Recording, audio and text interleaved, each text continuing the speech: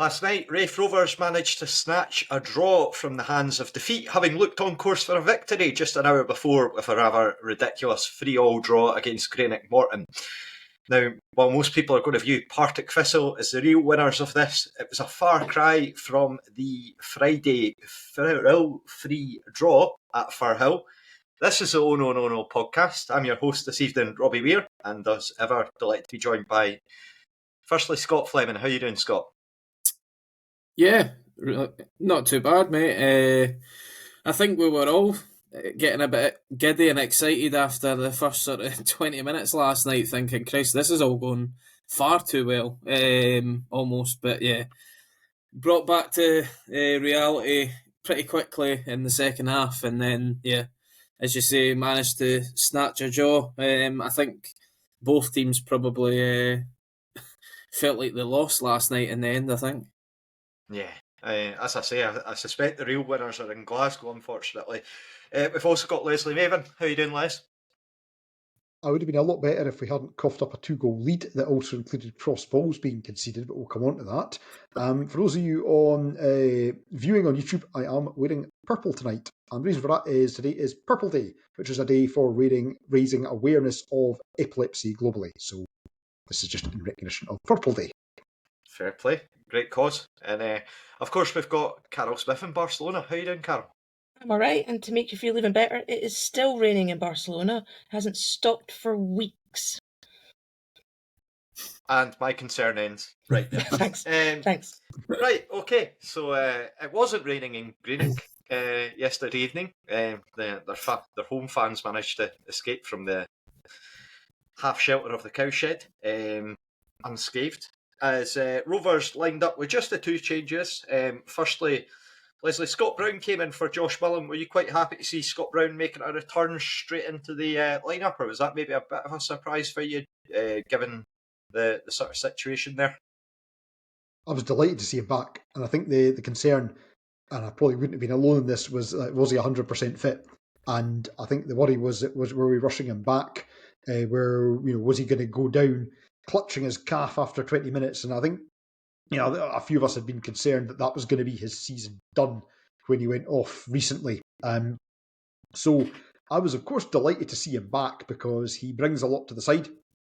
He brings pace, he brings energy, and picking up something Duncan said about players last time out, he shoots. Not always with great accuracy, but he does shoot. So, yeah, in principle, I was absolutely delighted to have the captain back in. He also passes as well, as we found out last night, and to great effect. But again, that's a little bit down the road yet. Scott, we had a chat sort of just before we went live with this. Jordan Doherty then moves into right wing back there, and you were giving him a bit of praise in terms of the work ethic and what he's put into the team since he's arrived from Florida. I think in terms of Doherty, I think something that I was actually discussing with my mate Ali, who's been on here a few times, is that we're just really impressed with how fit he seems to be. Like the guy, I think what's really helped him, and I think I can't remember if Stanton maybe did it at the time when he first joined, because he joined mine from the League Ireland. But we signed him in December, technically, because he was their season finishes in October, basically. But we had Doherty basically training with us for 3 to 4 weeks before he could actually play. So he's probably learning all the ins and outs. At the to begin with, Collins and stuff like that. He'd worked one before. Then there was the whole hoo-ha, Collins leaving, needing to bring in Robson. And I always kind of laugh at go back to how we were all feeling about the whole situation at the time. A lot of people were thinking this guy was just going to go, nah, I can't be bothered with this. The manager that's brought me in's not here anymore, and just go back to Ireland or go back to America or something. Clearly the guy signed because he wanted to play here, and the fact that he was interested in joining the Rovers. And I think he's shown his worth already. I mean, he signed an 18-month deal. I'm really glad that we've still got him for next season, because I'd be worried that either somebody else in the division that's maybe able to offer a little bit more money, or even potentially like a bottom six club that maybe goes, look, he's looked pretty solid, maybe we can get a little bit extra out of him or whatever. But I think it's also his versatility that's really impressive as well. He's played 3 different positions for us already, whether it's the right of the back 3, sort of right wing back or right back, and then also sort of defensive midfield as well. And I think he's looked pretty comfortable in all of them. Now, I think anytime he's played wing back, he maybe isn't the most attacking player when it comes to that side of the game, but at the same time, I think he's one of the more sort of rock solid defenders that we've got right now. And I think he is just Mr. Consistent. I don't think I've seen him have like a shocker of a game yet. And he's been, 3 months now us playing games. So, no, it was just to kind of give him a wee bit of a shout out the fact that he's just having a really good sort of half season that he'll have with us. And then I just hope that it continues into next season, to be honest. Yeah, I think for me, the worry might have been that if we'd signed him on a 6-month deal, then again, you've got naturally other clubs looking elsewhere as to potentially bringing him in. But then you've also got Neil Collins over in Sacramento that might want to take him over there too. I mean, you wouldn't rule that out. And to be honest, I wouldn't rule them out putting in a bid in the summer if it comes to it, just being able to take that opportunity.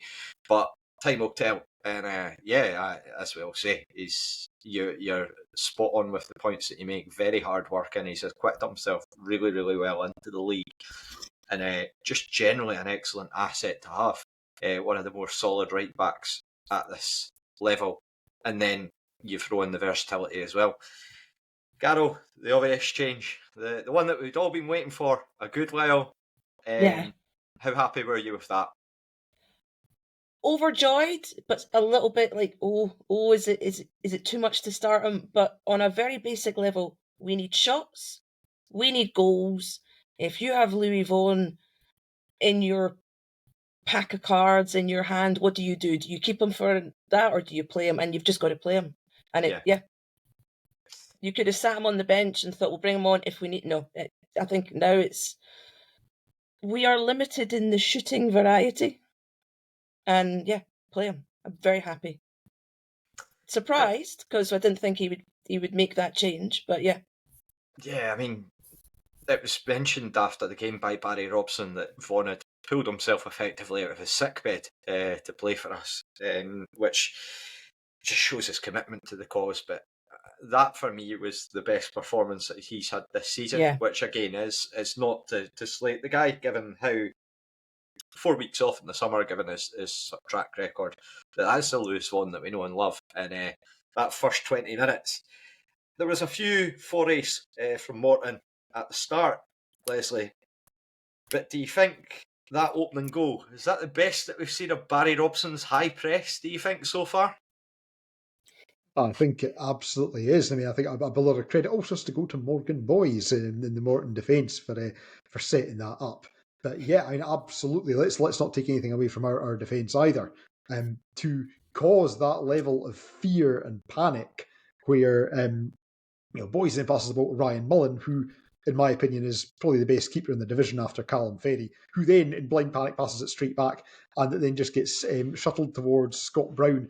There was, we gave them nowhere to go with it. So yeah, I mean, I think there's something to be said in the same way that we were raging after that first Queen's Park goal in the 4-0 game, which had a very similar dynamic to it. You do have to look at their defence and their goalkeeper and put some of that on them. But to have everybody in the right position to take advantage of that, a lot of credit goes to our guys for that. And also to Scott Brown, because I was convinced he was just going to shoot. We know that when he does that, when he hits the 20-yard line, he will shoot. And sometimes it will go in, very often it won't, and everyone will go, hey, and that'll be it. But no, he had the presence of mind to spot that Jamie Gullen was coming in and in space and pass it over to Hammer, who I think now has probably scored nearly as many goals at Cappielow as he has at New Douglas Park. I mean, that's, it's some record there. He was joined later on by another consistent scorer at Cappielow, based on what we've seen. But again, way down the line. Rovers obviously go into that lead, as you rightfully say. I think that with the high press, we really, really saw the benefits, and that Queen's Park game was the one that I was sort of thinking of just before you mentioned that where Morton caused themselves no end of problems, but you've got to be in the right position to be able to sort of force them into making those mistakes. And if you are going to play that style of football, there is always going to be that risk where your players just can't quite handle it. So it was really great to see that come to pass. So not long after that, Scott, we double the lead. Classic Lewis Vaughan, Jamie Gullen combination there. What did you make of the goal? Talk us through it, and just how good is it to see that partnership being rekindled once again? It was kind of rolling back the years to the sort of COVID season when they guys were teaming up and scoring goals together on a regular basis. But no, I think it was it no Vaughan that kind of got the ball back in midfield, gave it out wide to Doherty, and then Doherty just gave it back into him. But you could tell Vaughan's quite quickly realised that nobody's really pressing him, or at least pressing him hard. So he's got time to kind of look up, turn round, and then just kind of takes another step forward, but then realises, Gullen's going to make the run into the box. A nice little sort of through ball to him. The thing that I was really impressed with the goal was just the fact that at the time I thought, I don't think he's even looked at the goal. And then when I looked back at the highlights this morning, I'm certain that Jamie Gullen at no point has actually looked up at the goal. He's just kind of guessed where he kind of knows what it is and just swung about at it and just got the power in it to beat Mullen at the front post. Now, if that's a goal that we're conceding, you're probably questioning the goalie a wee bit because of the angle it's at the near post. I would say that I think that Mullen's actually a bit surprised that Gullen's even taken the shot on. I think that's what's caught him out, to be honest. I don't think the fact that he's been caught out and the fact that Hammer hits it pretty cleanly as well, I just think it's a number of things that's maybe caught him out. And yeah, for us, it was the benefit. I mean, I was speaking to a few mates that were at the game last night, and they actually thought it hit the side netting for where it was at first until they realised, they're celebrating, so it's a goal. But no, it's fair play to both Hammer and Vaughan for that sort of link-up play again. But I do think that they have probably caught Mullen in goals just off guard ever so slightly, because as I say, if that's Josh Ray letting that in, I think we're also questioning why has that gone in. But no, at the same time, fair play for taking the shot on, and it was a nice finish in the end. Yeah, for me, I think that's the best that we've seen out of Jamie Gullen in terms of being a penalty box striker so far since he's returned. Now, nobody's going to take anything away. I think the majority of people at this moment would probably be very happy to see him pen a new deal and extend the contract that he's done. It's one of those ones where he's been unfortunate not to have more goals than he's got at the moment because of the 2 free kicks. One, a spectacular save from Callum Ferry, and then on top of that, obviously, hitting that one in the first minute against Dunfermline off the bar. But then if you can add in the finishes last night and get more like that, and I think that's there was a bit of a discussion sort of around about the 20-minute mark, 25 minutes into that game, where we were just all talking about how much the dynamic changes in the front line when you bring in Lewis Vaughan to have that sort of that low centre of gravity, being able to turn on a sort of sixpence and just be able to ping off balls or find players, bring others in, bring the midfield forward, because it causes so much pressure for the attack. So fingers crossed, it's something that will only get better with time, the more sort of fitness comes back to him, and that he's, because again, he put in a real shift across yesterday's match. But yes, Carol, Rovers obviously looked in complete control. Do you think they were maybe a bit unlucky not to add to their lead? In particular, sort of one I think that fell at the back post, I think it was Paul Hanlon or Jordan Doherty, Yeah, I can't remember who it was, yeah. corner. But do you think Rovers maybe a bit unlucky not to extend their lead as well? Dylan Easton having a bit of a snapshot from the edge of the area that went wide, never really troubled the goalkeeper, but getting into the right areas. Yeah, they looked like they weren't happy with 2, which is a long time since we've seen that sort of pizzazz. Just to bring out an old word. And they were pressing that press. You didn't think that they were going to get caught out because they were too far up. It's that old cliche, if Morton aren't in our goal area, then they can't score. And we were pushing it, and it did feel a little bit unlucky that we didn't take advantage of that hunger that we had for a third or fourth. Yeah, and Morton actually did find their way back into the game. Leslie, just talk us through that Nathan Shaw goal. Where are you attributing the blame? Could more have been done in the build-up? Because obviously I think the clear error looks to be with Josh Ray when you analyse it back. What was your sort of thoughts on it? So when I saw it immediately, my immediate thought was the goalie should have done better. It looked like it had kind of squirmed in under him and rolled into the net. But then, I saw the replays back earlier today, and I was watching the whole thing, and I was like, right, this is another goal that's been conceded that starts with a corner.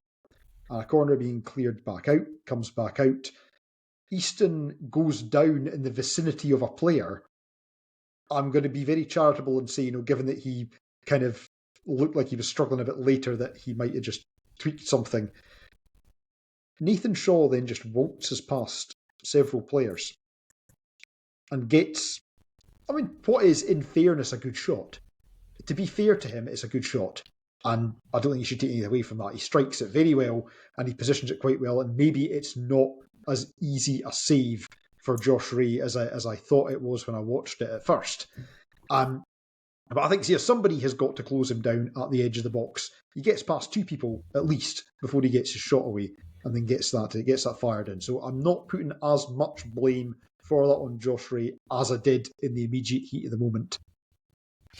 Yeah, it was obviously a real shot in the arm for Morton, who looked just like they came straight back to life. And again, Scott, just to come back to you, to speak about Josh Ray, do you think, we saw the sort of incident, I know that you missed it initially because you were away just briefly, but you'll have caught it in the highlights, sort of the ball that he came for, that sort of him and Adeloy go up for, and I think Adeloy thinks that he's won it straight away, and then all of a sudden we're in danger, and Ray's forced to gather it up.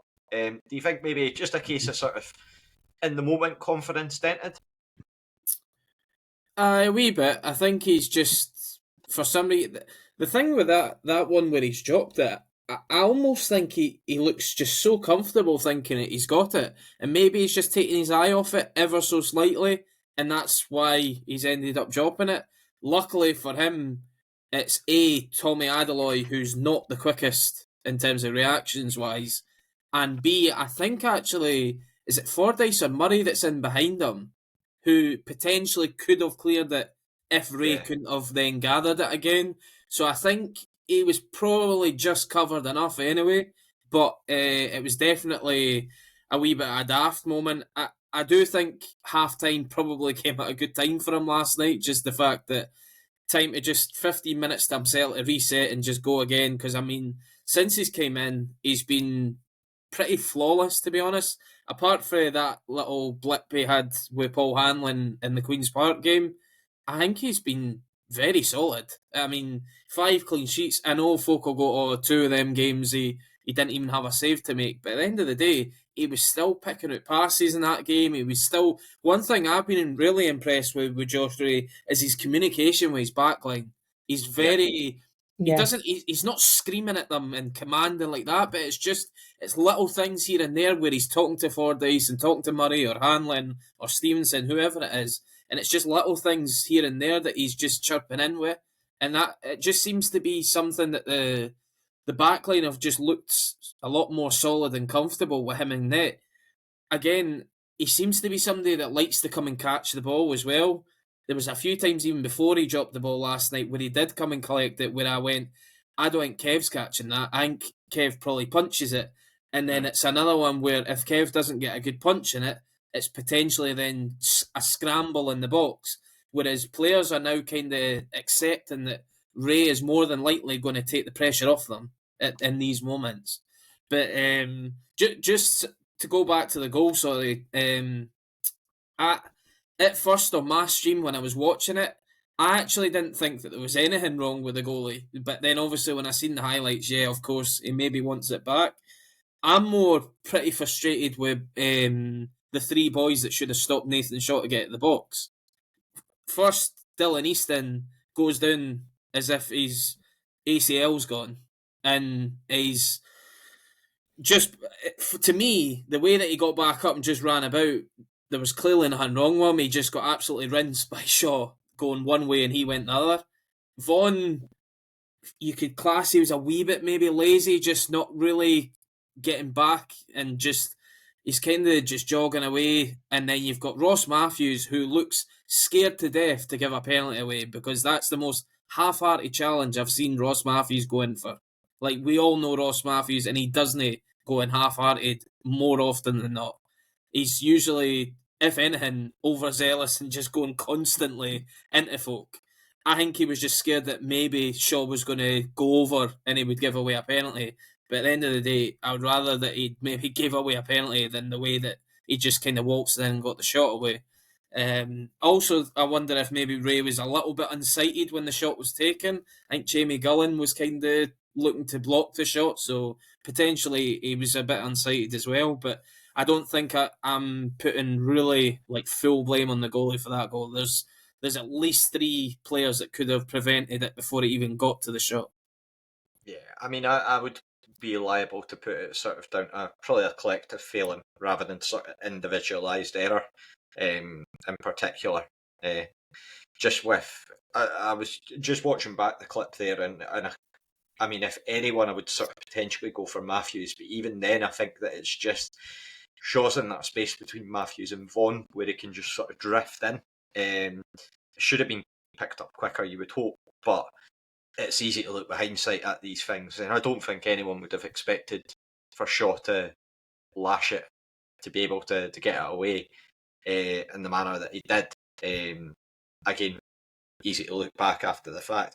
So we go into half-time. Carol, how dangerous do you think it was not for Barry Robson maybe not to be proactive with the changes? Because there was a period in the second half, so if you look in terms of the sort of timeline for the game, it was a wee bit in before Morton got their goal, but naturally that pressure builds up to the 63rd minute when they make the sort of triple change. So how, just to go back there, how difficult was it to see that we weren't potentially being proactive with the subs? Maybe potentially someone like Sean Byrne being an option there in the heart of midfield and making a change.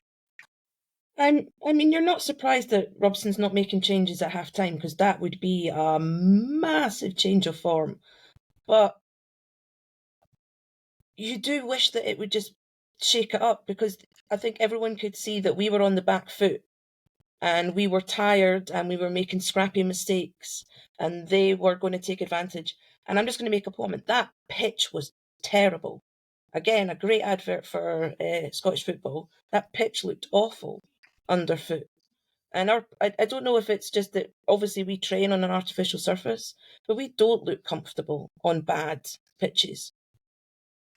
I would maybe take a wee bit of contention with that. I don't think it's quite at the level of Dunfermline, No. certainly, or a Partick Thistle. But there was a big divot or a big hole that Docherty went down in the first half, and he looked like he'd taken a sore one. Yeah.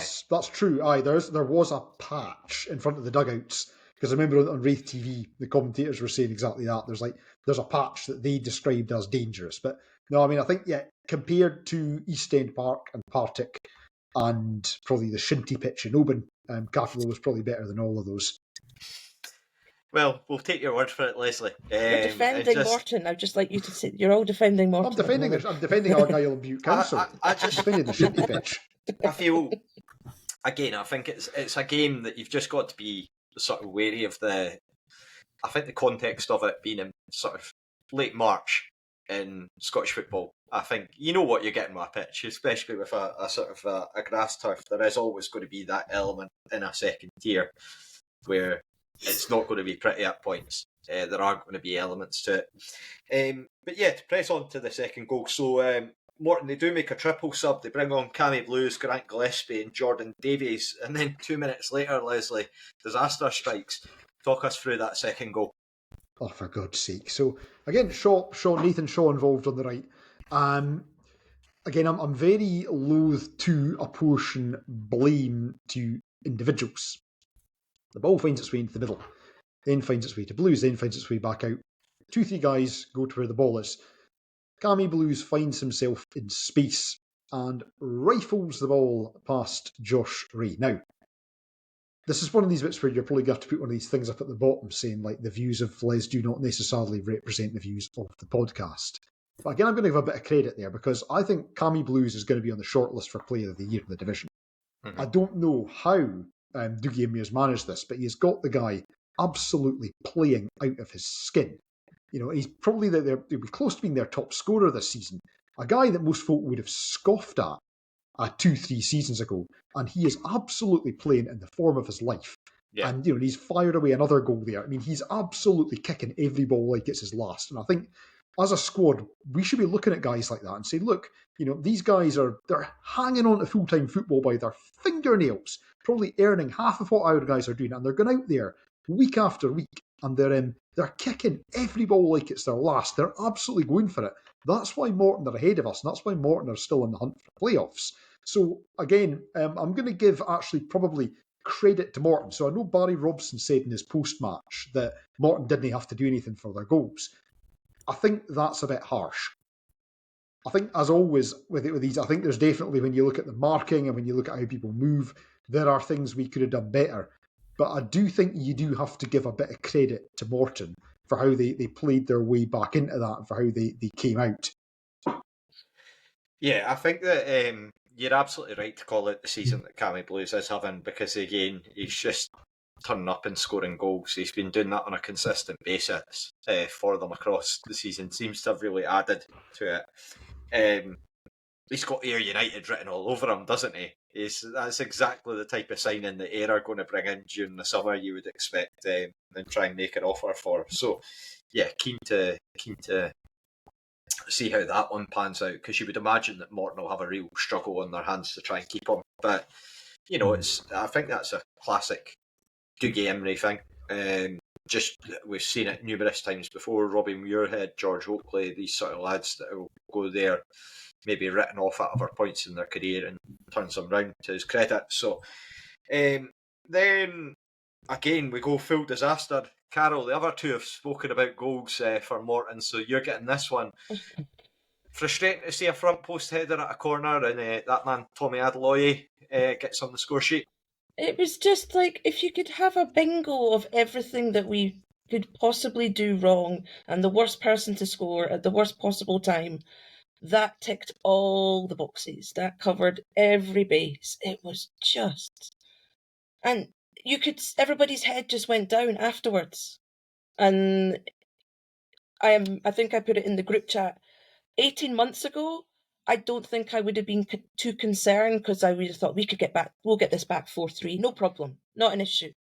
But just as soon as that ball rippled off the back of the net, you're like, that's it, we're done. This could go 4-5, because we could just fall apart. Yeah, and Scott, what were your thoughts when it went to 3-2? If you can keep them PG, please, because...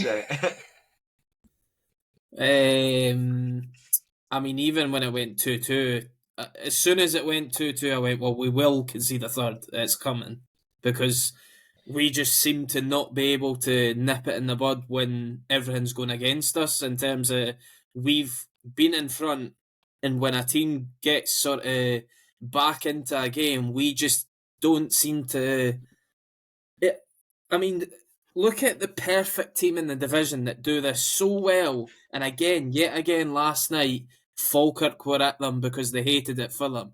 Livingston are the most streetwise team in this division, because see if someone's no going their way, or if they feel that a team's getting a bit sort of a momentum in a game, they'll just either go down, feign an injury, or they'll go and foul somebody to take the sting out of the game.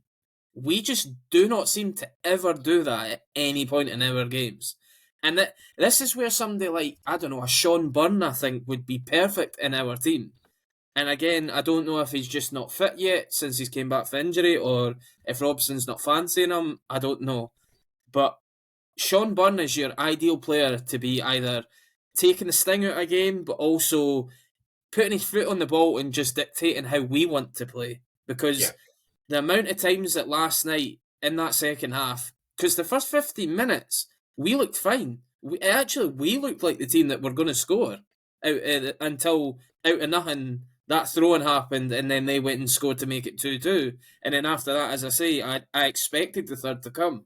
The fact that it was for a corner just summed it up more than anything. But I do think, again, I don't really want to pick him out, but I did for the first goal a wee bit as well. I actually think in all 3 goals, Ross Matthews doesn't come out of this great. I think the second one is a carbon copy of the Ergy goal that we lost in the 1-0 game. He's went out wide, left a massive gap in the midfield, and you could see Brownie's like edge of the box in the D, so there's a massive gap. Grant Gillespie probably goes, well, thank you very much, just walks right into it. The ball gets passed into him, and then he obviously gives it to Cammy Blues, who's obviously a good finish as well, but Vaughan takes too long to react it, probably because he doesn't expect Matthews is going to be running out to... I mean, Stevenson's not even got an issue with Shaw at the time with the ball. Like, there's nothing going wrong. So I don't understand why Matthews has felt drawn out to go there to just give that gap to Gillespie. And then, again, at the front post, if you're the first man... I tell you who's actually really good at this is... Jack Hamilton used to be the guy at the front post for us, and anything that was kind of short of going in towards the middle of the box, he would head it clear every time. Yep. I think we're missing him for that sort of side of the stuff. Ross Matthews, for some reason, doesn't get up high enough to win the ball. I would also say that Ewan Murray, possibly you could get a little bit of blame on that as well. He's allowed Adeloy the run to get in there, and I mean... To be fair to Ali Crawford, it's a perfect ball to go and attack. Like, It's got whip on it, it's got pace, it's got everything. All you need is just some sort of contact, and it's going to be either an incredible save to stop it, or it's going to be a goal. Like, just the way that it came in. But I do think if Barry Robson's had today, like a sort of video review meeting, I'm not sure Ross Matthews would be coming out of there smiling, put it that way. Yeah, it's. I mean, it was a real tough one to take because certainly it felt among the people that I was speaking to that every reaction was just the same. That changes could have been made quicker, and that they came to expect that third goal. So particularly frustrating when I saw Ali straight first one in the chat. I think he was just said, "Oh, so that's inevitable." I think it was something along those lines. And straight away you knew what was coming. So Leslie, we're obviously at that point everyone's down. How much credit do you need to give the squad for showing a bit of resilience to be able to keep their heads, not lose the plot? They go out and despite all the attempts at the dark arts from Morton, including Cammy Blues in that build up to that equalizer as it was, how much credit do they have to get for that, and just talk us through the equaliser itself?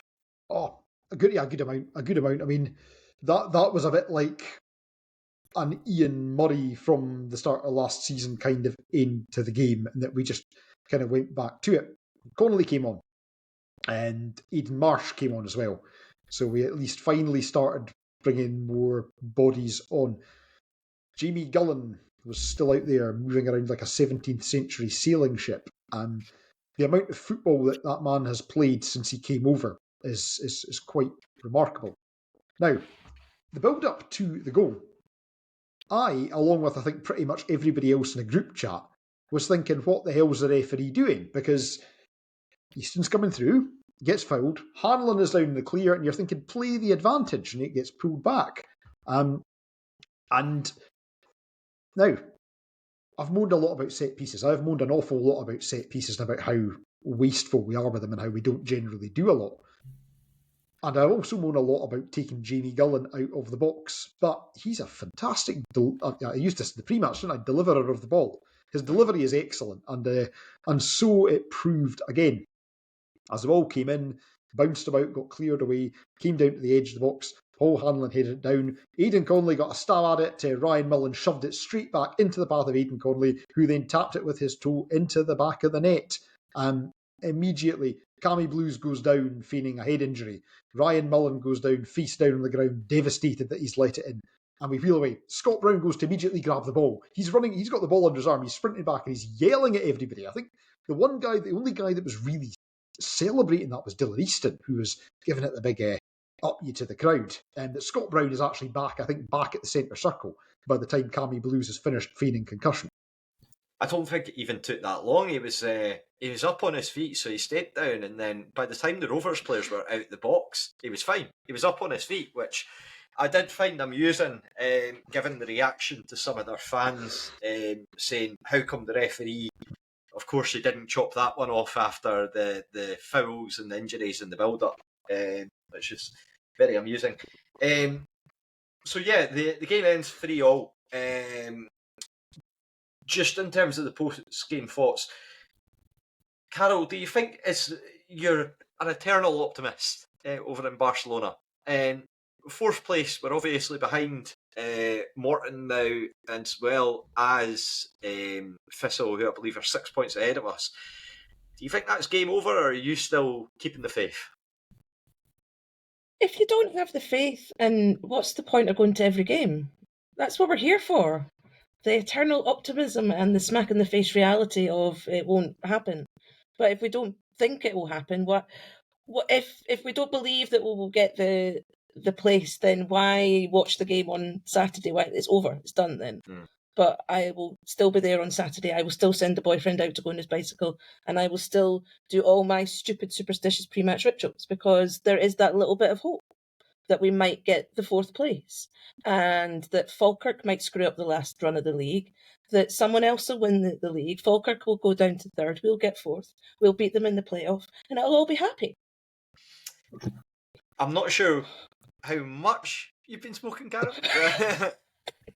But no, it's...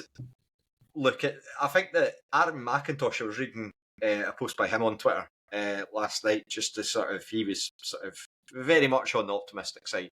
It does make you kind of think, like, look, it's obviously a bitter pill to swallow, given we were in control of that game, 2-0 lead, and you should be sort of thinking, right, you're home and host, and be able to kick on. And Morton, obviously, of course, to their credit, made the subs to get themselves back in the game. Scott, you made reference to Rino Gattuso's infamous press conference when I think he was out in Greece. Sometimes maybe good, sometimes maybe shit. Do you think that sums up our season, where we're at, and where are your thoughts? Because, again, it's a lot of repetitive talking points on this podcast at the moment, the lack of changes. One thing I did notice that got called out by the Raith stats was the last, I think it was like 13 or 14 games records of Ian Murray, Neil Collins and Barry Robson, all identical in terms of their wins, losses and losses. Probably dross in there as well. But yeah, just your thoughts on where we're at the moment, and how frustrating is it that we seem to go through these spells where we will not concede, we look very, very steady, maybe not create many chances, and then the opposite happens. We need to be getting 3 or 4 goals to be able in contention because we're leaking goals at the back. As you say, I do think it's just been one of these seasons where we've won maybe a couple of games and everyone thinks, right, we seem to be kind of turning the screw here, looks like we maybe might go on a run, and then we throw in a shocker of a performance or a game that we just lose like 3 or 4 goals and we're needing to try and score 3 or 4 to even stay in the game. Maybe last season we might have got 3 or 4 goals to stay in all of these games. This season we just haven't scored enough goals or looked like scoring enough goals to do that. So, I mean, something that I picked up actually on, just because how little football he's played this season, it was quite easy to work it out. Aidan Connolly's only scored 3 league goals this season. Now, I think, off the top of my head, just because of penalties and stuff that the boys scored, I can only think of Dylan Easton's maybe scored more goals that have been classed as vital or points won sort of thing. Yeah. Aidan Connolly's 3 goals have led to 7 points for the Rovers this season. A winner at Hampden, a winner at home to Livy, and then also grabbing a point last night at Cappielow. Now, I think I'm probably one of the guys that's really backed Aidan Connolly a lot of the time. Now, there's loads of fans still think that he should be getting more game time anyway, but I think it just shows that somebody like Aidan Connolly has clearly got one of the best attitudes that you can have as a professional footballer, because that guy has been almost written off by, like, well, I wouldn't even say by Ian Murray, because he was in the team at the start of the season, got the hat-trick in the League Cup at Stirling, and then it got to Collins, and Collins just didn't seem to fancy him at all, right until the last sort of 2-3 games, basically, of Collins' reign. And then Connolly showed it in that 2-3 games what we were kind of missing down that right-hand side. He then gets to another manager after going on probably a player of the month sort of run in December, and then he can't get a game again. And then it's not until now where he scored again, and maybe that sort of goal is something that he needs to get another run in the team again. But I do totally understand the fact that he maybe is suffering from the fact that Robson doesn't play a formation or a style that maybe is suited to an Aidan Connolly type of player. But I still think that he's far too good a player to be not even bringing off the bench until recently. Like, so many games he could have been brought on earlier than, or even just on the pitch at all, because he's missed so many games even under Robson's reign as well. I've got to tip my hat to him, because every time there's been guys writing him off, and I'm just like, I wouldn't be writing Aidan Connolly off, because I think any other team, really, in our position in terms of sort of anybody from Morton down, would absolutely bite their hand off to have an Aidan Connolly in their team. Just to add to that as well, I think I might have mentioned this before. So since we came back up to the Championship after COVID, Aidan Connolly is our second highest scorer behind Lewis Vaughan. And Vaughan, Connolly, Easton and Gullen have scored over 40% of the Rovers' goals since we came back up to the Championship. And for a winger, and like you say, Scott, for a guy that's not been fancied by consecutive managers this season, for a guy that wasn't even here for one of those seasons and that had injuries as well, that's an incredible return. Yeah, it's you're well within your rights to be mentioning it and calling it out. I think sometimes you don't realise how stark his contribution is in terms of how important and what he offers in terms of the points and the capability that he's got to be able to sort of drag the team through games at times, particularly coming on when he has. It's really, really important to cover it off as well, because I think last season we all saw that Aidan Connolly had a difficult time. But then this season, because he's been in and out the squad, and when he has, particularly since December last year, after that he's came back in and he's always really stood out. It's just in terms of, as you say, his work rate, his determination, it's well worth a mention that, and hopefully we can potentially utilise that a bit more going forward. I also thought that Aidan Marsh as well, give a wee bit of credit to him, I thought that he put himself about really well last night, and I feel like he's someone that's underutilised. Did really well in terms of just being able to help in terms of get us up the pitch when we needed it, not getting drawn into anything silly, much like the rest of the sort of front line. And Leslie, I will need to get the name of a 17th century ship for the thumbnail for Twitter. If you can name any or pass any on, then I will make sure to use those going forward. What we'll do right now is we're going to take a break. We will be back after that to look ahead to Saturday's game against Hamilton, and we will have a game of Should McStay or Should Dargo as well. So we will be back shortly. Blair. Yes, mate. You're a man, Yes. and you have thoughts and feelings and emotions. Yes. Are you good at talking about all that stuff? Well, I try my best, but I don't know. Probably not as much as I should. I'm the same.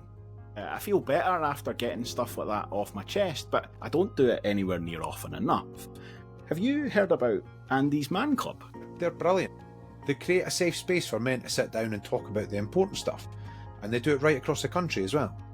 Yeah, exactly. They've got more than 200 meetings across the UK, and it's every Monday night at 7 o'clock, including one at Starks Park. And if anyone wants more information on it, they can go to andysmanclub.co.uk or search for Andy's Man Club on Facebook. It's okay to talk, and now we're going to get back to talking about the Rovers. Okay, and welcome back to the Oh No No No podcast. So, again, it's a trip on the road to New Douglas Park this Saturday. Just to come straight to yourself, Leslie, do you think Barry Robson now has a bit of a dilemma on his hands? You obviously see the importance of Lewis Vaughan, the partnership that he's already got naturalised with Jamie Gullen there, but you've also got Finlay Pollock coming back in. How do you think Barry Robson's going to play that one? My immediate reaction is Barry Robson is going to go with the same formation that he has for the whole season, and it's going to be Jamie Gullen and Finlay Pollock up front again. I would hope that, I mean, like we were saying just before the break, I think fourth is very unlikely now. But it's not impossible, and I think the handbrake has to come off. And now is the time to just try something different. See if we can get some results and see what happens. We all saw, I think we saw in the Morton game how valuable Lewis Vaughan is, and just the quality that he brings. And that's no disrespect to Finlay Pollock, because he's a very, very good player who's back from international duty. But Vaughan just brings that quality up front. Jamie Gullen he scored 2 goals. You can't drop a guy that's just scored 2 goals. So there is a real dilemma there. Because we know Barry Robson absolutely loves Finlay Pollock. But we've seen how good Lewis Vaughan. We know Jamie Gullen loves scoring against Hamilton at Hamilton, so that's another problem. I really don't know what he does. I'll say it now before it comes to team lines, though. We have got to use George Guitau. He's here. He's there. He's on his way along the M8. We have got to use him. He's here. We're not going to get relegated. We don't need to use Josh Mullen or Jordan Docherty at right back. The stakes are virtually non-existent. Put him in and see what happens. Whether it's a back four, a back three or whatever, get George Guitau on at right back or right wing back, and then utilise different options ahead of him. I think it would be a really good game to bring Guitau in, because Accies are under so much pressure. And down that left-hand side, I mean, it's an area that I can't really think of. It's Jackson Longridge, I think, that they've got down that left wing potentially, is it? Maybe? It will be, Might be wrong about that. Yes. But yeah, it's one where I'm really excited to see what George Guitau can bring to the table. You never know what you're going to get with these players coming up from the under-23s in England. So, again, the eternal example is Conor O'Riordan is one that's came up and stood out. But then we've got a litany of sort of failures over the years as well, particularly one, T. Abraham, who came up and did absolutely nothing other than greeting a derby. Carol, do you think the formation should change? And then secondly, do you think the formation will actually change? Should Rovers maybe be looking at a 4-2-3-1 going into this one to be able to get... I mean, you've had Aidan Connolly come off the bench and have a big impact. He could be used out wide. You've got Josh Mullen. You've obviously got Lewis Gibson out there as well, potentially. You could even go with Dylan Easton out on the left and then move Lewis Vaughan at number 10 with your central striker and have Pollock out on right. You've got What are a your thoughts? multitude of options, and you probably should change. Will it change? Probably not. Will it be the same lineup that we started with? The only thing is, will Pollock start? Do you start Vaughan? Do you start Pollock? And I think that's the only decision. You should try other things. It's blatantly obvious that Aidan Connolly has skills and has speed and has fitness. But I think Robson is of the ilk of it ain't broke, don't fix it. But it is slightly broke. So maybe it could be time to fix it, but he won't. And for you, Scott, just with any changes, we obviously conceded 3 goals yesterday evening. Do you think Barry Robson potentially maybe changes up the defence at all? Or do you think he's liable to sort of stick with it, given how resolute it had been prior to that game? Yeah, it's an interesting one because, I mean, when I was thinking of like a lineup for tonight for the Hamilton game, like I've kind of always, like in recent weeks anyway, always got what I would put, but then also just name what I think Robson's going to do, just because it's almost quite predictable what he's going to do now. But I think when you've shipped 3 goals like that, and you've also just played Friday, Tuesday, and then got another game Saturday. Also, you look at all 3 of them defenders that are at the centre of the defence are all well into their 30s as well. You've kind of probably got to freshen it up a little bit to try and keep things fresh, but also just, I think you've got to, guys like Liam Dick and Gitau's back fit again, but like, and even Josh Mullen, like these sort of guys, if you're taking them out the team and the defence are keeping clean sheet after clean sheet as they kind of were for a run of games there, fair enough, keep going, keep doing it. But then see when it does go pear-shaped, well, look at Liam Dick for instance. It went pear-shaped and we lost 4-0 and got gubbed at Queen's Park. Liam Dick's not started the game since that game. So you wonder, it's almost as if Robson's kind of scapegoated him as part of the reason that we lost 4-0, when in fact it was just the whole team was rubbish that day.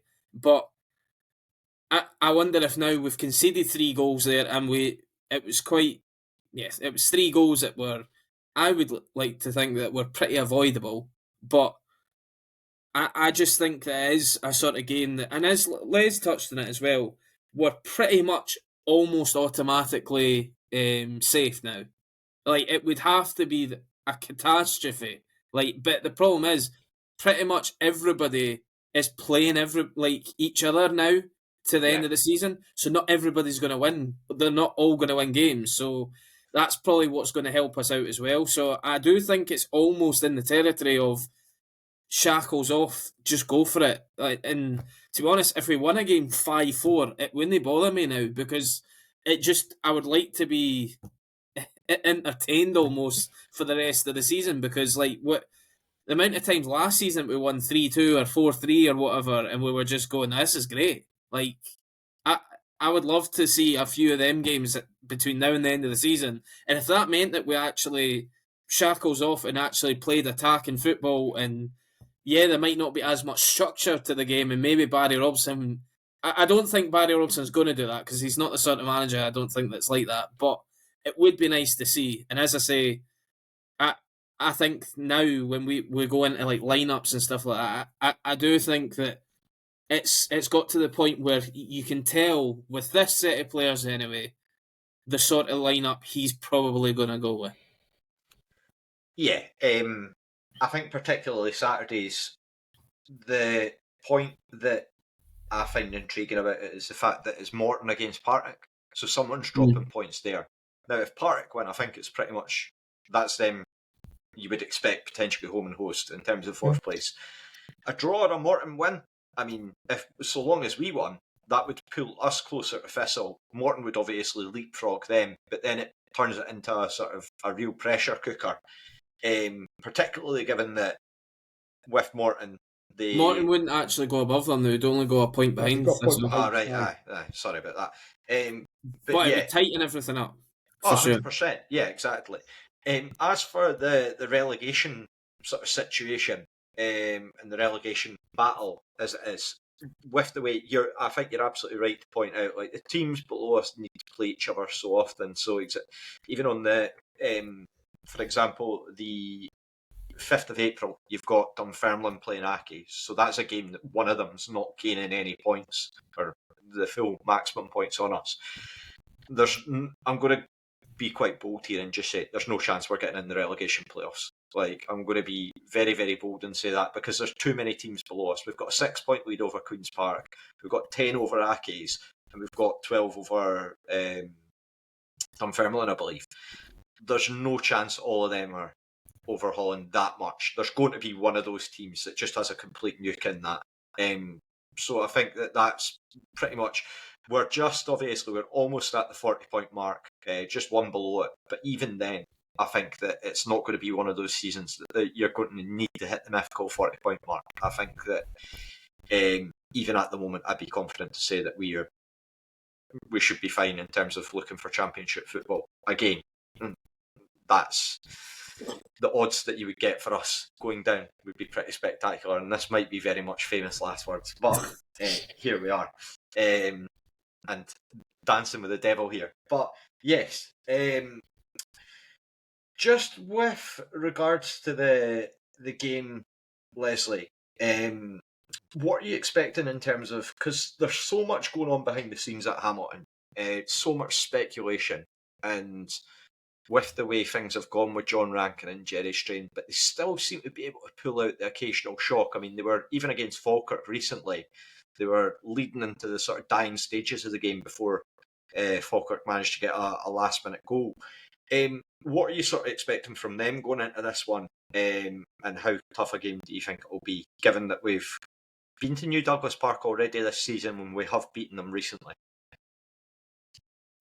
I think the thing with Hamilton, and I know we say it every time, is when you've got somebody of Ollie Shaw's quality, it's somebody who can always get you a goal out of nothing. Much like Lewis Vaughan, actually, but perhaps even more so. You've got somebody who has always got that quality that if you get a ball in the box, and if you get a corner or something, you've got somebody who's always got a chance of converting that into a goal. Now, he went through a bit of a dry patch. He wasn't scoring a lot of goals for a while, and there was all kinds of rumblings about him being part of some dressing room rebellion, but he seems to be back on the goal trail. So he's been popping a few goals away recently. So that is clearly going to be what the big threat is going to be. Yeah. The other guy is McGinty, who I think rather stupidly I said I wanted us to sign him last season. That might have been a bit daft. I might have been drunk. It might have been after that 5-0 Arbroath game where I had too many Lachoufs. But, he's big. He walks about. Balls bounce off his head. Sometimes those balls go into the net. He pops up with a good few goals at corners. So, that's the thing with Hamilton. They don't seem as a unit to be particularly consistent or cohesive, but they do have the players, Regan Tumblety being another one, who do enable them to get the goals and get results over the line. I have to say, I am amazed that John Rankin is still in charge. And I've said it before, I've actually got quite a lot of time for him as a person. I've got a lot of respect for the way he went about his business as a player. But I am quite frankly amazed with the stuff that's been coming out, and with all things that have been swirling around, and the number of times the board have come out and defended him, that he is somehow still in charge of Hamilton Accies. So yeah, we'll see. Yeah, the Accies squad itself is a very strange one. You mentioned Ollie Shaw hitting the goal trail. Saturday against Ayr United was his first goal since January. So, all right, maybe exaggerated that a bit. Yeah, I just want to get that in there. Goal. But again, if there's any team to help with that, it's Rovers, isn't there? Because you know how we are. Was it Wayne Spence said on Twitter? Anytime you see like such and such has only happened once in the last 10 games, that one is always the Rovers. It's like Queen's Park. It's like Queen's Park scudding us and Rangers with their one shot on target.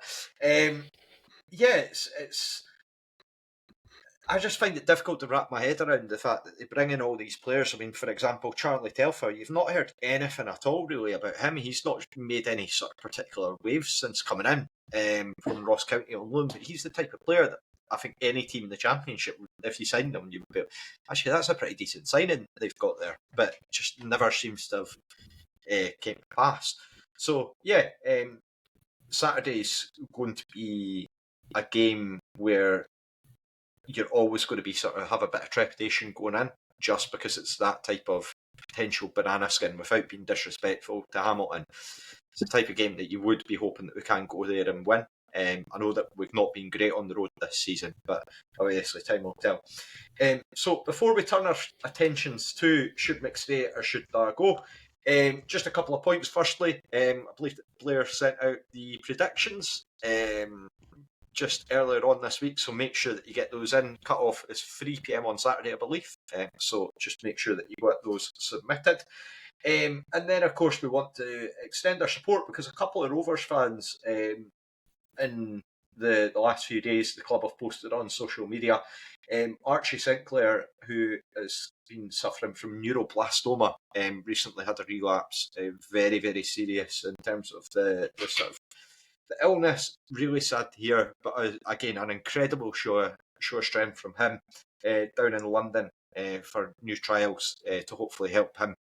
So we want to extend our support to him, and not just him, but also his family, his friends, because it's such a difficult time to be going through that and to experience that, particularly with such a young person in their life. So again, full support to them, and it was really good to see sort of the communication out from the club, the support from the players, and also as well another young Rovers fan, Courtney, I'm not sure of her surname, but she recently gone through a stroke in terms of a sort of longer term illness, where she and her family, both her family and Archie Sinclair's family, are separately got GoFundMes to help in terms of treatment support. I think Courtney's family were saying that they're going to be intending to turn one of the bits of their house into a spare room. Is that right, Liz? I think you were saying. I think so. They were going to convert the garage into a kind of room and living area. Again, as a sort of community club, Rovers want to be at the forefront of this sort of stuff. So again, if you can check out those, and if you are in a position to be able to support them, then there are GoFundMes there if you want to be able to chip in. But yeah, fingers crossed for sort of positive news on those fronts moving forward, and we're all right behind them both. So yeah, to finish things off for this evening, as I say, we will do a Should McStay or Should Dargo, which I have prepared this evening. So 6 clues about a past or present Rover. So if you just give me 2 seconds, I'm just going to jot down your names, because I always forget to do that right at the start, and then I'm left scrambling as you're all making guesses. Okay, so to kick us off, clue number 1, I am a centre forward. Oh, just right in with position. Ethan Varian. Okay. Hmm. I can see the blank in Carol's eyes. Just what's the centre forward again? Which doesn't help anything in the situation. I go complete, and the only thing I can think of at the moment is Greg Spence, and I don't even know if he's a centre. I'm sure, yes, he is. Of course, he is. Centre forward, yes, Carol. There we go. It's my name, Carol. I have no idea. This game brings out the worst in me. Well, you got a centre forward, so.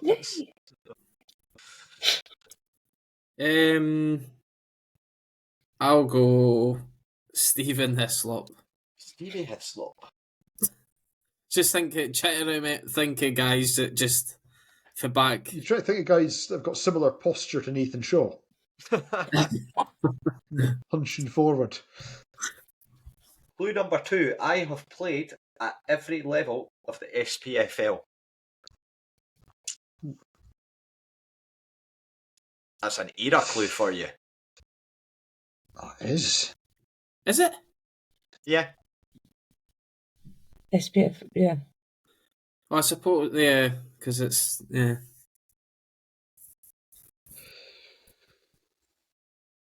Kyle Connell. Kyle Connell.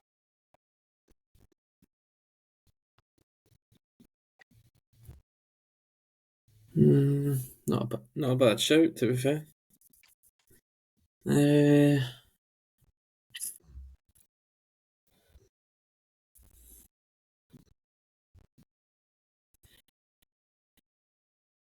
Adam is my answer for a while last week, but again, I mean, he played in the top flight, I'm sure, before it was technically the SPFL, but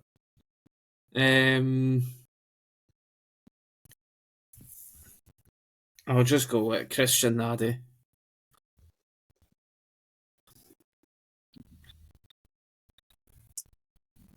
Carol? I'm going to stick with my answer. I know it's wrong, but my mind is blank. Yeah, that's fair. I, for clue 3, have also played in the Europa League.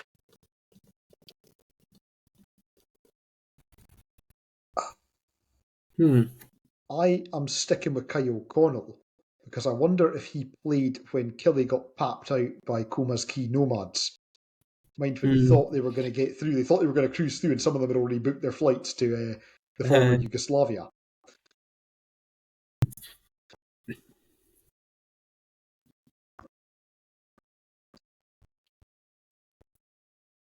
I mean, there is a... Nah, it won't be him.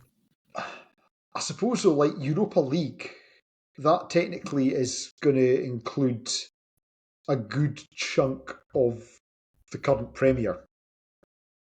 Because, I mean, anybody that had a reasonably decent season,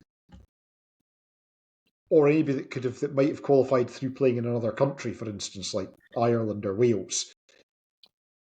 I'm trying to work out with this second clue as well. If playing at every level, could they have played at one of these levels before it was the SPFL?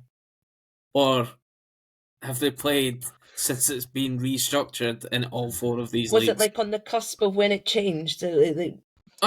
Even just like, as I say, like Christian Nadi played for Hearts before it was the SPFL, is what I was. Not that I don't think it is him anyway now with this third clue, but it's just the fact that I don't know if there's somebody that maybe is a youngster, like was playing in the SPFL, got a couple of games for like a Hearts or something, and then has just dropped down the levels over the years whilst it's been the SPFL. But because if that's the case, then like I'm trying like somebody like a Gordon Smith or something is played probably in every league. Should I take that as your guess? Yeah, you might as well. I've not really got another guess.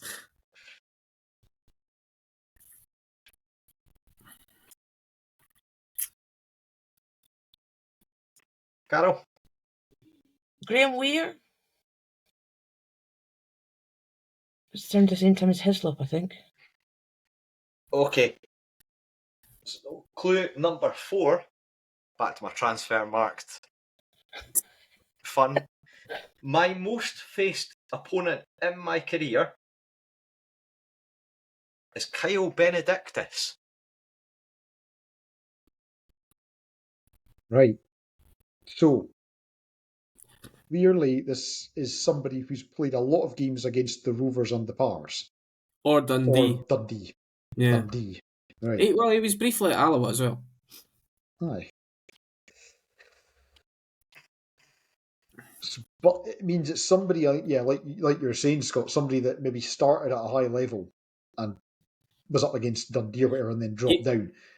You've got to think that it's probably somebody that's played against us a good few times whilst we've been Championship League One. Like, because Kyle Benedictus was only about a year or 2 off a testimonial himself at the Rovers. So, now, his eyes have lit up. There's two guys that have got different surnames. I'm thinking Dale Carrick. Okay, I'll take that as a guess. Yeah, was it Heartsy? Was it? Yep. Aye. Yeah, he's been at Stirling and probably elsewhere. Carol? I'm going to stick. Okay. And for you, Scott? I'm pretty certain it's not going to be Gordon Smith. I don't think he's probably played against Kyle Benedictus that many times, but I'm trying to think of just guys that's played for us, even just... Because you've narrowed it down to a centre forward, it's really like kind of narrows down what you can guess as well. You keep forgetting. I keep thinking, I can just guess anybody that's played for the Rovers, but then I'm going, no, it's got to be a centre forward. I'll recap the clues. A bit unfair to Carolyn Les doing this when you've still got a shot left, but a centre forward who's played at every level of the SPFL. They've also played in the Europa League, and their most faced opponent is Kyle Benedictus.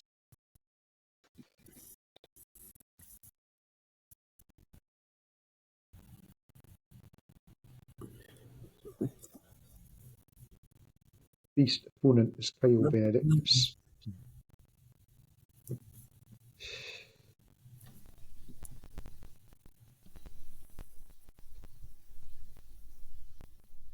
I've not got another guess yet. Right, just keep you where you are. Right, my current clue 5 is too vague, so I'm going to change it up. John McGlynn, Mark II, and I'm just going to take the number of games that he played. Glenn Mark II. Now, this could... So John McGlynn Mark II, this is not Jamie Gullen, is it? Because he's played every level. He's a centre forward. He might have been in Europe with Hibs. I don't know if he'll have played, because we played Dunfermline many times last season. And this season after he came back. He probably wouldn't have played against... He wouldn't have played against us when Benny was here. I was going to say, like, the fact that he's, like... I know Benny's been away for a couple of seasons now, but... It could be Gullen, but I just don't know if he's played enough times against Benny. Because if anything, he's probably been in the same team as him far too often. Yeah. So, like... But he doesn't have to play against him loads of times. He No, only has to play against him more, yeah. Yeah, but then again, you've got so many teams that we've played in recent years in the same league, like Partick or Morton, that you play 4 times, and you've probably played against Sean McGinty or Jack Baird or something like hundreds of times, then compared to like a Benedictus. But I still wouldn't rule out Gullen. Like it could well be him. Do you want clue 5.1? 5.1. If you want. 7 games for the Rovers. Sorry? Played 7 games for the Rovers. 7 games. See, even I think Kyle Connell played more than 7 games. He was here when it was Ian Murray. He was here. It was Ian Murray. Was first season of Ian Murray, but because it was in that bright pink top that he played. Aye. But I swear he played more than 7 games. He did. It was half a season, so it would have been. Aye. So, he's already... A centre forward we signed in a Christmas period for half a season. It's a 7-game stint under McGlynn the second time round. It's no other manager. Is it the short Stephen season McLean. in 2020? Stephen McLean. Who did you say? Stephen McLean. Stephen McLean. Think where else he would have played in the lower leagues. Because he definitely will have played Europe with St Johnstone. Aye. I'm holding off so badly on this clue 6, because as soon as you hear clue 6, you're going to be like, that guy. But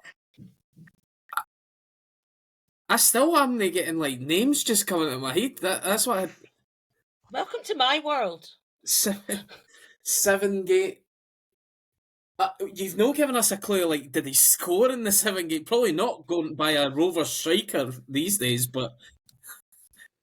I was trying to think guys that played, because the problem is a lot of the guys that played a small number of games were jobbers that came up from like Boreham Wood and Hayes and Yedding, and they won't have played. They won't have played in all the levels, so it's not going to be like Gozy or Manny are used to left and We've playing also Dooku or had anybody like that. Gozy quite recently as well as a Aye, guest. aye. Was McLean there for the 2020 The thing season is, that was cut short? He was. I genuinely think He all was. these clues as well. I think there'll be some like listeners and whatever will get it after like clue 2 because it's actually probably fairly gettable I in think terms of the clues. I suspect a lot of people will probably get after clue 3. With the Europe one, yeah. Yeah. So, centre forward who's played at every level of the SPFL. They have also played in the Europa League. Their most faced opponent is Kyle Benedictus, and they were a John McGlynn Mark II signing who played, 7 games? Another reason I don't think it is Stephen McLean, Les, is I don't think he's played against Benny too much. Well, that's maybe true. I mean, the only thing is that Benny was at Dundee United. Dundee. Aye. Yeah. But were Dundee in the top flight when he was there? I can't mind if they were. I mean, I can make it 5.3 and say that he didn't score for Rovers, but he hit the bar. It's the peak of his Rovers career. Oh, it's Kai Fotheringham. or is it not? Any other guesses? But I would class I that he's think not that's centre right. forward. Oh. What was that, Les? I said no. I think that sounds right. I think Scott's right. I think Scott's got it. That would be the peak or nadir of his The career. only depending thing on that what I'm you going to look at it. actually be a little bit aggrieved at here, if it is Kai Fotheringham, that I don't believe he's a striker. That's why I've never even thought about something like that. Any guesses for you, Carol? I'm going to McLean, but only because it's the short season. But I think he scored. You're on the right track. You're on the right track, but think of it the other way. So it maybe isn't Kai Fotheringham. Someone that was there in the summer, but then left.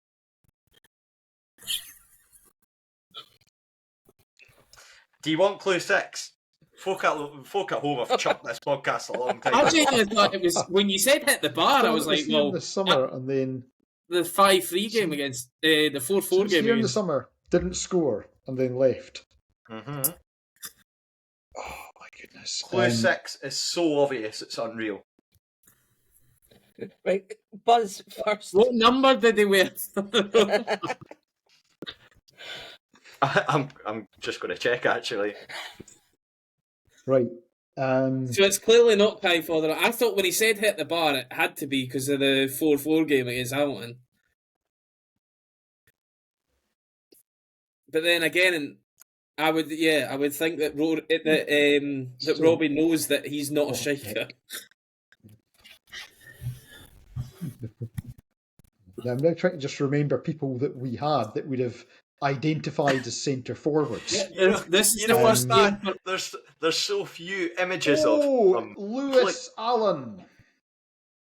No. We've guessed about every centre forward under John McGlynn here. Haven't we? I've ripped the piss out of this for far too long. It's bad that we've not got this I yet. cannot Like really find bad. any images of him in a Rovers kit. Just other than his team photo, and there's one from when he basically played. Must have been the League Cup, I suspect. Right. Clue number 6. I've delayed on this too long. I'm probably going to get pelters for this in the group chat as well. 24 games against Raith. 16 goals. James Keatings. Well done. Off. He was so forgettable, that's why. It's because- Don't sugarcoat it, Scott. I mean, Yeah, I mean, my clue 5 was originally played for Scotland under 19s, and then I was just like, nah, that's going to be too vague. So who's he played in the Europa League for? Played for Hibs against Bromby. Oh, did he? Oh. Aye. Other than that, yeah, he played for Forfar on loan, and he played for Montrose, so that was sort of League 2. In League One, obviously, ourselves and Cali Thistle at the Championship, along with like Hibs and Hearts, and then in the top flight, I think, with Hibs. And then on top of that, again, Kyle Benedictus, if he's played 1,000 minutes of football or so against Kyle Benedictus. When you were talking about the SPFL, he played, I think, one season before the SPFL was founded, when it was, I think that was the season Hamilton actually won the league. And I think they had McCarthy and MacArthur, potentially. I mean, it might have been a bit later on, but yeah. I might be confusing him with another player actually when I say that. But James Keaton, utterly forgettable for an spell for Rovers. Yeah, forgettable, but terrifying against us. I also forgot that he even played 7 games. I forgot he even hit the bar. That even feels a lot for him. Yeah. To be honest, I forgot he even existed, but there you go. I'm actually going to check because he might have played in the same team that Kai Fotheringham did against Hamilton. He won in the Hamilton Nuke, did he not? Yeah, I'm just going to check Did he? that. Yeah. I think he came on. I mean, I genuinely, as soon as you said, hit the bar, I was like, it has to be Kai Fotheringham. Because that's the one that kind of sticks out for that sort of era. When he should have passed the ball instead of shooting. Oh no, he didn't come off the bench. We brought on, funnily enough, Ethan Varian, and the forward at the start of the game was Matty Poplatnik with Lewis Warren behind. Vaughan got a double. Aidan Connolly also on the score sheet, and then we had Dario Zanata getting the other with an absolute belter of a goal. It was a good goal. Yeah. And then you had for goal scorer, it was 2 for Kieran McDonald, Andy Ryan, and what was it? Some other lad that I've not heard of. Can't mind. Surname Want. Tried to erase that game from my memory, so I can't mind. I do not blame you, because yes, it was absolutely. But I do believe that there will be people get that on quite early on, and we'll just look utterly stupid. Yeah, I think the Europa League one might sort of tip off a few people, but again, it's enjoyable to put you all through the pain that Leslie, you usually inflict upon us. But aye. So that'll do us for this evening. Thank you for taking the time to listen. As I say, just to go back to, if you can, check out the GoFundMes for Archie Sinclair and as well Courtney. We'll make sure that I'll leave a link to those in the bio. We will be back to review, hopefully a win against Hamilton. A happy hunting ground for us in recent years, so long may that continue. Again, famous last words. But yes, thank you for taking the time for listening, and bye for now.